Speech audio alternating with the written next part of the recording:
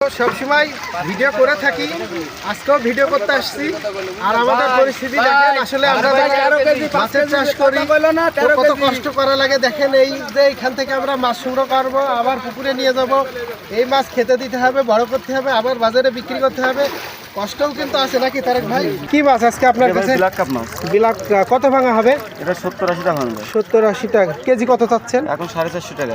450 টাকা। আসসালামু আলাইকুম। কাছে এবং দূরে যে যেখান থেকে আমার ভিডিও দেখছেন সবাইকে অভিনন্দন জানাচ্ছি। তো বন্ধুরা, এই যে দেখুন, আমি ভাইয়ের ভিডিও আগেও আপলোড করেছিলাম, আজও চলে আসছি সেই চাষড়া বাবলাতলার সেই বিখ্যাত পোনা উৎপাদন কেন্দ্রে।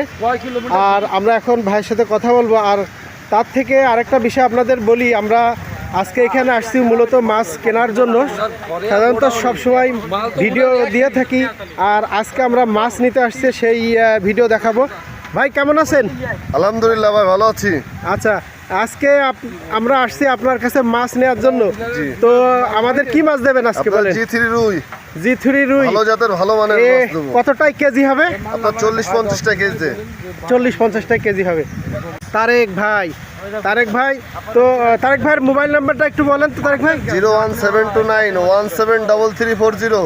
আচ্ছা, আলহামদুলিল্লাহ, তারেক ভাইয়ের কাছে কিন্তু সব ধরনের মাছ পাওয়া যায়। আপনারা যদি তারেক ভাইয়ের এই নাম্বারে যোগাযোগ করেন তাহলে যে কোনো মাছ কিন্তু তারেক ভাই সংগ্রহ করে দিতে পারে ইনশাল্লাহ। তারেক ভাই, তো আজকে আমরা যে মাছ নেবো, একটু মাছটা একটু দেখাতে বলেন তো দেখি।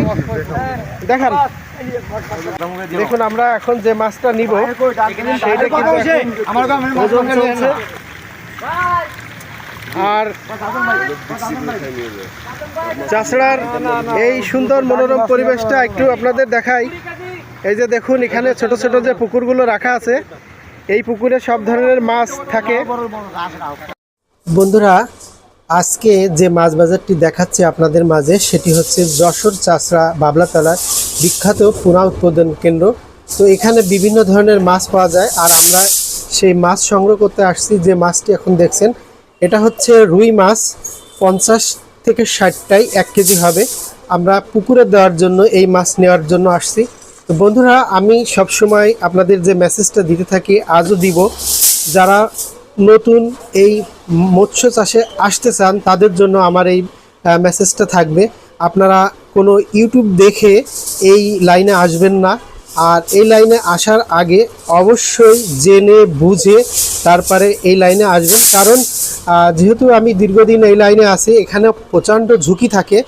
আর না বুঝে না জেনে আসলে নতুন অবস্থায় এই ঝুঁকির সম্ভাবনায় পড়তে পারেন। যার কারণে বুঝে আসলে হয়তোবা আপনারা লাভবান।